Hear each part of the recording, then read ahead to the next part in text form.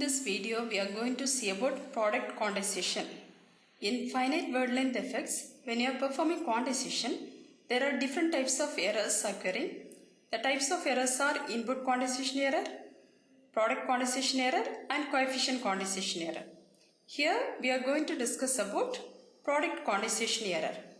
In fixed point arithmetic, the product of two b-bit numbers results in 2b bits, that is greater than b bits.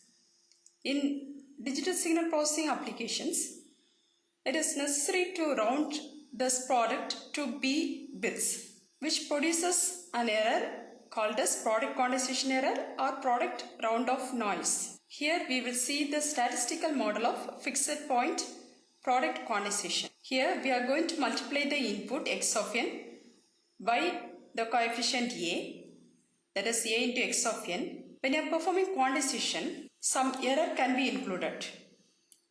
So the quantized output can be represented as a into x of n plus that quantization error. So the multiplication is modeled as an infinite precision multiplier. That is a multiplier followed by an adder. So this a into x of n, it is an unquantized product. When you are quantizing, some error will be added, that is the product quantization error signal. And in product quantization error, we are making some of the assumptions. They are, for any n, the error sequence E of n, which is uniformly distributed over the range minus q by 2 to q by 2. Q is the step size. So the mean value of E of n is 0 and its variance is sigma e square, which is equal to 2 power minus 2b by 12 or q square by 12, where b corresponds to number of bits except the sign bit, q corresponds to the step size. Also, the error sequence E of n is a stationary white noise sequence. Now we see the effect of product quantization error with an example. Here we are going to realize a first order transfer function which is given by h of z is equal to 1 by 1 minus a into z inverse, where a is a coefficient. Here we are going to draw the quantization noise model, and also we are going to find the steady state noise power due to product round off. The transfer function is given as h of z is equal to 1 by 1 minus a into z inverse. This can be realized like this. We know the direct form realization as well as cascade form realization. So the input is x of n, output is y of n, and this output is delayed by 1 unit and is multiplied by the coefficient a and is added with this x of n, we will get the output y of n. Here we are going to create a quantization noise model for the realization. This can be obtained by adding an error signal at the sum node for each multiplier. Here in this case, we are having only one multiplier which is multiplied by a. So at the output of a multiplier, some error will be introduced because of quantization. The output noise power is represented by sigma epsilon square, which is equal to sigma e square, which is the input noise power, into 1 by 2 pi j closed contour of h of z inverse into z inverse dz. Here given the transfer function h of z is equal to 1 by 1 minus a into z inverse.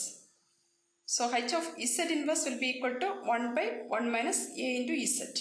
So the output noise power, which is equal to input noise power into 1 by 2 pi j closed contour of this h of z inverse into z inverse dz. This can be rewritten as sigma e square 1 by 2 pi j closed contour of this 1 by 1 minus a into z inverse can be written as z by z minus a. Similarly, this can be written as z inverse by z inverse minus a. This can be solved using residue method. Here we are having the poles z is equal to a and z is equal to 1 by a. The output noise power is equal to input noise power into residue of this h of z inverse due to the pole z is equal to a plus this residue of this h of z inverse due to the pole z is equal to 1 by a. If a is a value less than 1, then 1 by a is greater than 1.